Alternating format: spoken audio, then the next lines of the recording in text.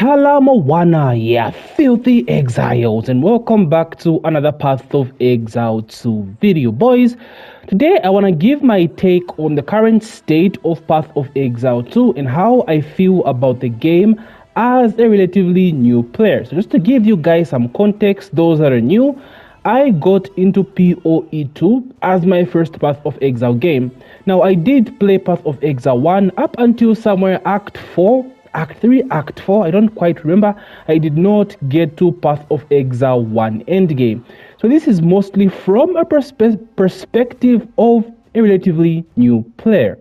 So let's start with the positives first. And first things first, the campaign is fucking amazing. This is without a doubt the best part of Path of Exile 2.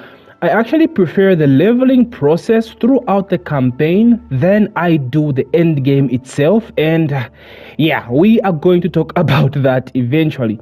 But the new Act 4 has been amazing. Just the freedom to travel to each island in whatever particular order you want is amazing. It's pretty different from Act 1 to End 3 as well. It just sets a different pace. I love the pacing. I love the storytelling. I am 100% invested in the PoE 2 storyline, which says a lot, because in PoE 1, I had no idea what the fuck was going on in that game.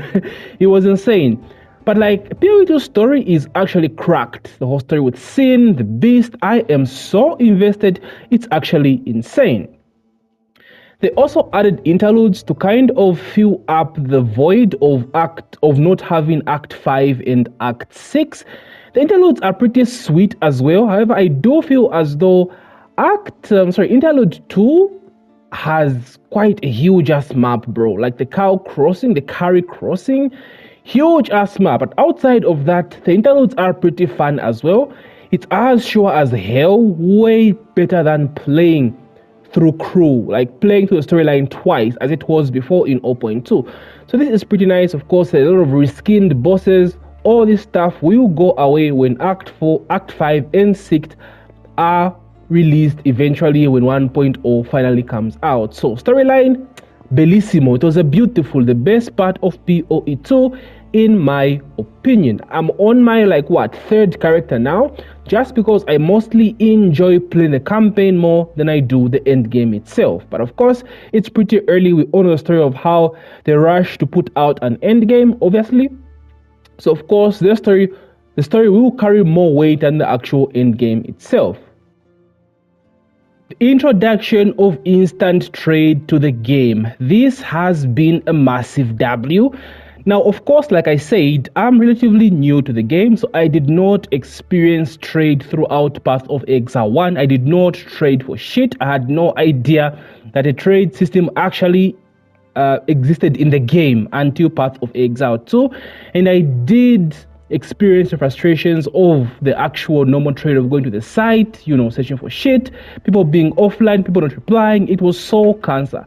So instant trade is amazing. Now, of course, on console, I think it still has quite some issues.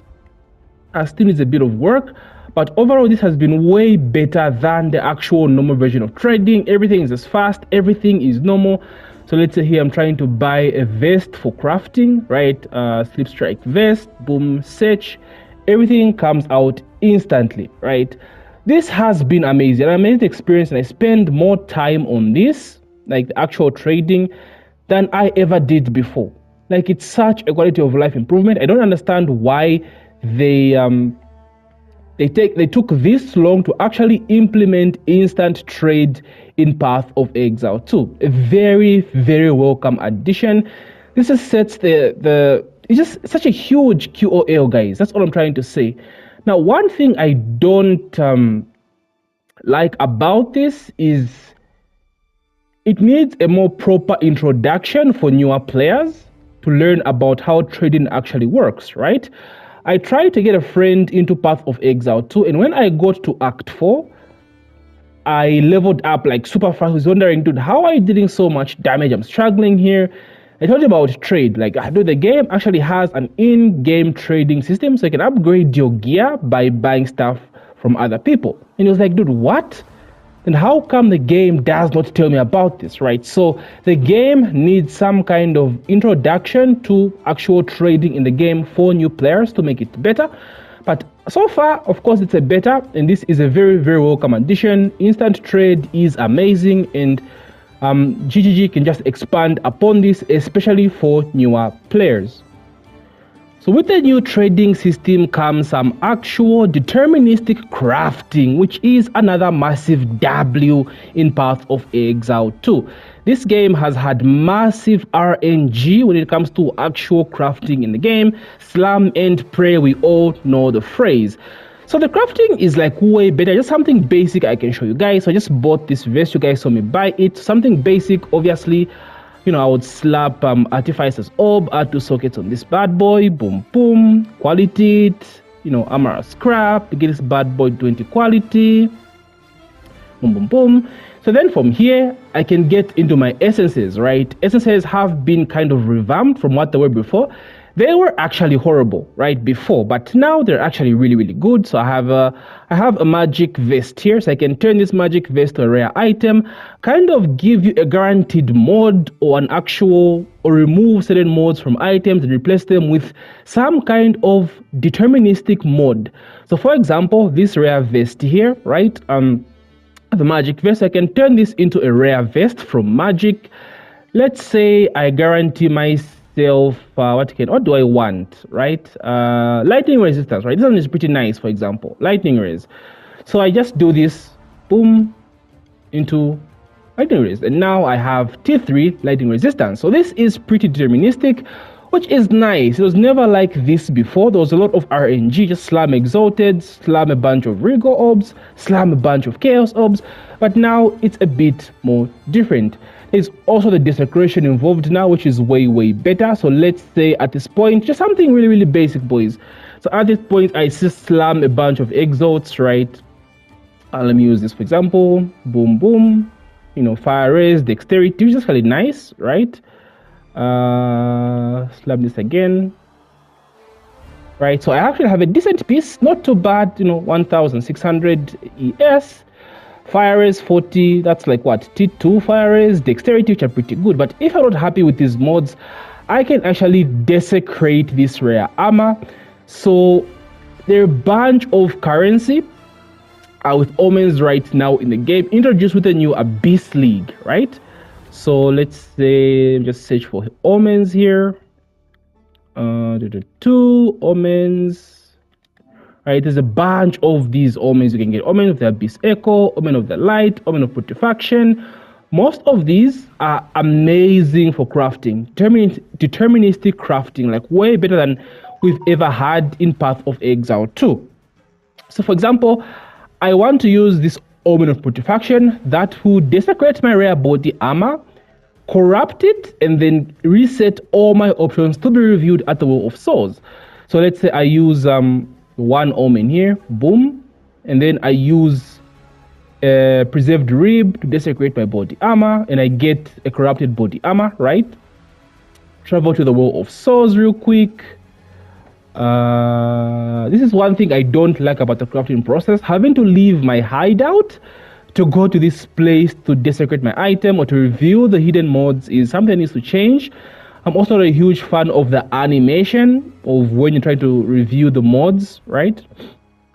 So with the Omen of Putrefaction here, I get choices, right? But of course here it's RNG depending on how high the tier you want. So 151 to ES is the best option here. This animation needs to go for endgame. We do not need this animation, but as of now, it's alright, I guess, you know. So I get some evasion rating. I desecrate again, 79% increased evasion rating, which is pretty nice, right? Next review, we get more ES, pretty low roll, life, I guess, evasion rating, hybrid.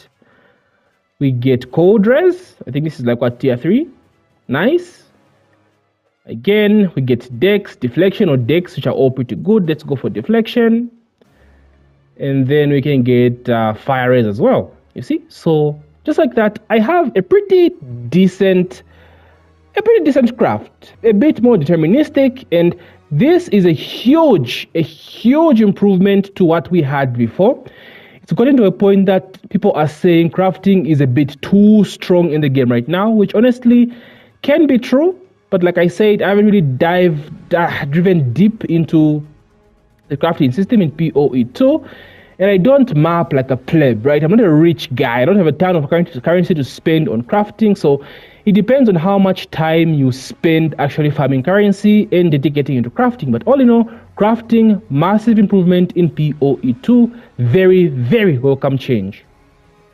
Okay, so now some people might disagree with me on this one, but I feel as though there are a lot more of meta viable builds this time around, more than the previous season, at least the last 2 seasons.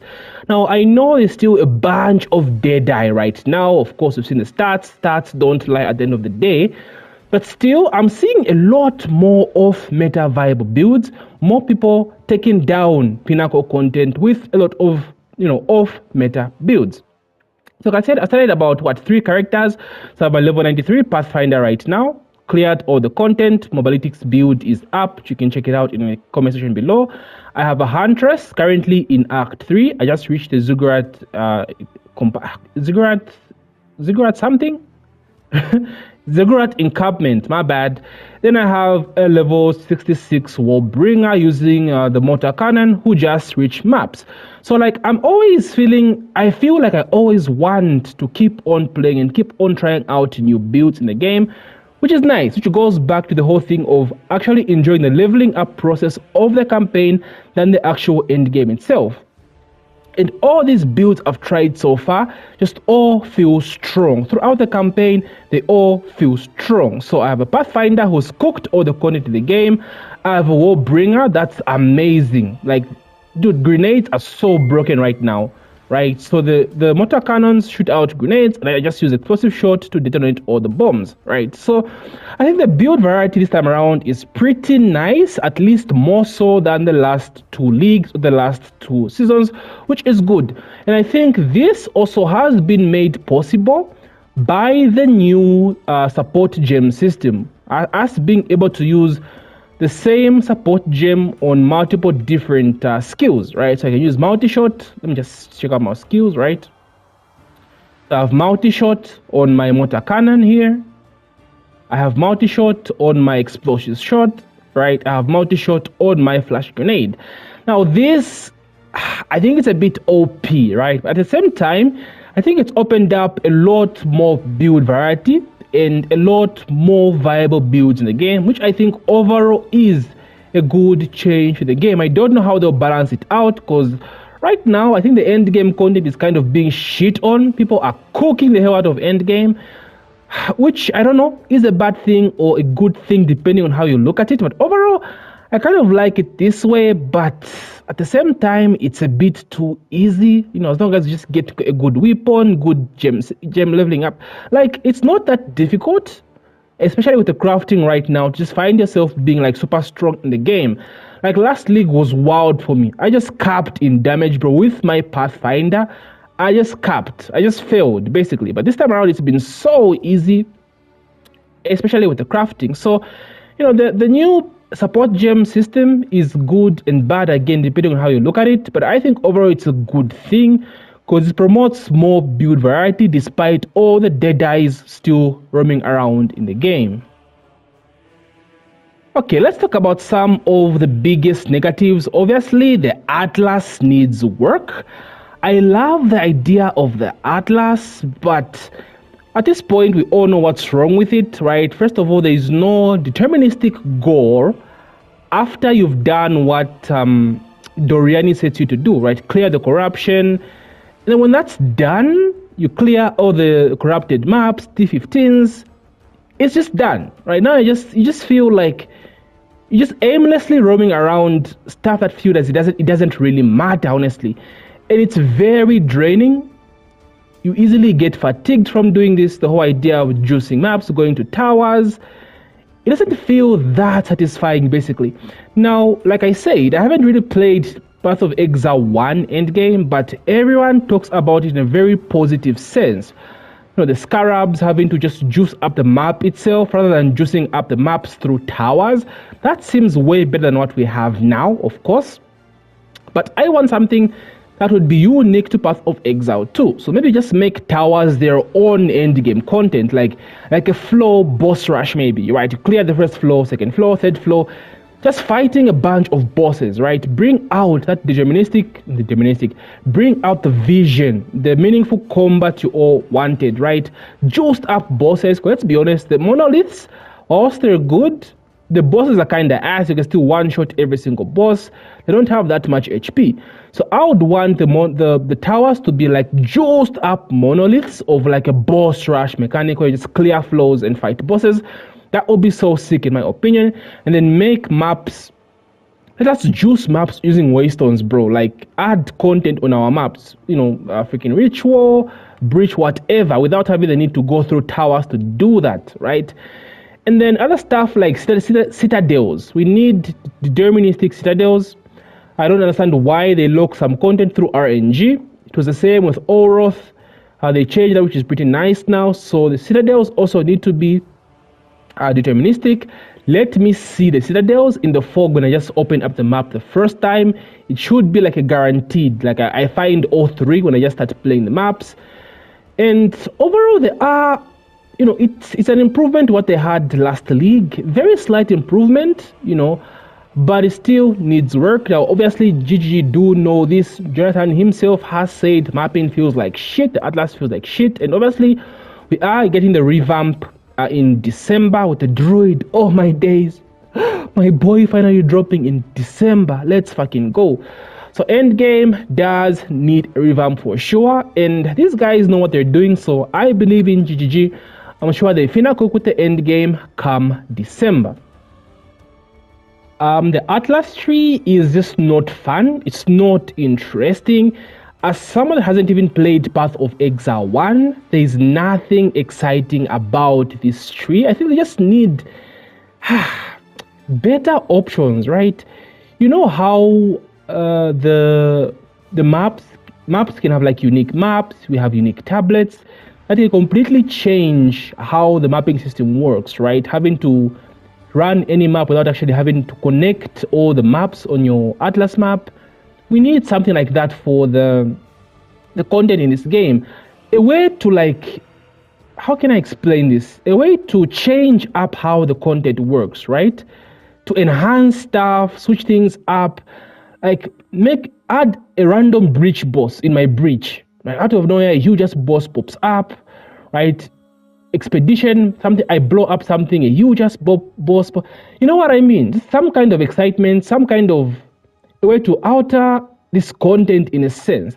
But even just overall, the options that this tree gives are not very fun compared to just the tree itself, a skill points tree. So this one needs some huge rework as well. Stuff like wisps need hella buffs. Wisps are actual ass. I think it'll be like the 4th time they'll buff them, but wisps need love. Rogue exiles, oh my days, rogue exiles need mad love as well. I think rogue exiles should have some kind of their own arena. It should be some kind of mini boss fight on its own. Needs mad love. But overall, again, they will get there. We all know how Endgame needs a bunch of work right now, and I'm sure GGG will be on it by December. Ascendancy Strength. We need to talk about Ascendancies, boys, because I feel as though the power you get from Ascendancies just does not match some of the stuff you get from uniques, weapons, and some stuff on the passive tree. Especially considering the fact that we have to go through the trial of the Sekemas and the trial of the Chaos just to get these points, which are like sweaty mods, especially for new players. Like there's a lot to talk about when it comes to Ascendancies, right? So first of all, like the strength. Now, in terms of the Pathfinder, for example, right, we have this node, Contagious Contamination, which is basically a budget version of the Rod of Plague. This is the most damaging poison on enemies you kill is spread to other enemies within a 1.5 meter radius, 1.5 meters. Now, let's take a look at the actual Herald of Plague, right? Do I have a Spirit Gem? Yes, I do. So, Herald of Plague, right? spreads the most damaging poison on enemies you kill in a 1.8 meter radius. Additionally, 27% chance to hinder enemies on spreading poisons to them. So I get more radius and a chance to hinder enemies. So why shouldn't this be on the Ascendancy? Like, the Ascendancy should obviously have this. It should be stronger than the actual Herd of Plague. That's what I don't understand. Why should Herd of Plague be better than an Ascendancy node, bro? Like, make it make sense. After going to Trial of the Second Mass, Trial of Chaos, I have earned that shit, bro. Like, give me that power you promised me. There is no reason why a simple Spirit Gem should have a stronger version of what my Ascendancy class has. So this is something you see on a lot of different classes, right? I don't understand why this is the case. So most classes need a revamp on their Ascendancies, or just buffs in general to some of the nodes that make some of these things just not worth it. Stuff like immunity to freeze. Like, this is good, but like, it doesn't feel as powerful, right? For me, I would have all this immunity to let's say immunity to shock or immunity to freeze, plus this, right? 50% of evasion rating also grants elemental damage reduction as one node. Because these two separate doesn't feel like, you know, that very strong of an option from this Ascendancy. Now, there are some that are really strong. Of course, stuff like Pathfinder having, Deadeye having Tailwind is super strong. I think Warbringer or Super Giga buffed. The Ancestral Spirits are fucking insane. Breaking armor below 0. From Pathfinder, maybe this one, Overwhelming Toxicity, having to double the poison at the same time is pretty strong, because you can get poison duration of the tree and other stuff. So it's a very huge disparity on the strength of Ascendancies in the game. I think it needs a lot of balance. Overall, I think Ascendancies should just have way more power than actual skill gems, spirit gems, or some nodes on the tree as well. I also spoke about how we can't see Ascendancies in the game. Like, give us the option to see what each class offers in terms of Ascendancies when we first boot up the game, because new players get lost, right? Like, oh, what is Ascendancy stuff, right? You won't know about it until you actually do some research, look at videos. So it needs to be in-game. Let us know about this stuff in-game as well. It plays a huge role to our power scaling in this game. Again, I played with a friend, completely new beginner to the game. When I reached Act 2, I went and got my Ascendancy. I remember I was playing Warrior and I was using Warbringer totems, right? Summoning totems, all these spirits, ancestral spirits all over the place. My friend is like, dude, what the hell is that skill? I'm like, it's an Ascendancy. What the hell is an Ascendancy? Right? So it needs to be in the game. People have to know about this from Act 1. And finally, and which I think is the most talked about, is the whole idea of meaningful combat. The huge disparity between endgame gameplay and leveling up through the campaign is usually this whole idea of meaningful combat is thrown out the window when you reach endgame, because you're exploding screens with one button. You know, it's not what they promised us, basically. People are saying it's going back to PoE 1 zooming. This one is a very deep conversation. I think it needs a video on its own, but I do agree, right? We are moving away from the meaningful combat we wanted, or what was promised us, especially through the campaign, fighting bosses. The thing is, first of all, like, we are super OP right now, right? Bosses are just getting one shot, bosses are getting destroyed because of a lot of different factors, right? The new skill gem system, the new crafting system makes things way easy to get right now. So the power level is like super insane. Secondly, I think it's have to do with stuff like mob density, right? I think they have too many mobs at the same time here. If they want meaningful combat like that, they need to introduce more unique enemies, like stuff with unique enemies. But the thing about this game, right, when mapping, it feels like it's either you kill them before they kill you, right? And because of that, you want to invest everything into making one skill very, very strong, right? One shot everything as fast as possible to prevent those annoying one shots, right? That's what this game feels like right now. So to remove a lot of that, they need to reduce the amount of enemies that are on the screen, first of all, and then add more like unique enemies that actually have stuff you can see and dodge. I've always said this, right? As a Path of Exile player, a new PoE2 player, I'm not a fan of unique enemies, right? Enemies that have these mods, explosive grounds, temporal bubble, someone conjures lightning. I don't like that. Just give me a unique enemy as an enemy itself and let me take part in its mechanics. Let me dodge stuff. Let me fight it as it is. I think when they do this, this will bring in some aspect of this meaningful combat we all talk about, we all want and desire. But as of now, I don't see this changing anytime soon. Like, this will need a huge revamp. Maybe it's possible, but like, I think it needs a huge revamp to this whole meaningful combat. So I still enjoy playing this game in terms of just, grinding the game on its own, being super strong as I am right now with my poison, a pathfinder, gas arrow build. It's fun destroying things, but at the same time, that meaningful combat just does not exist in Endgame. Bosses are getting cooked, one shot.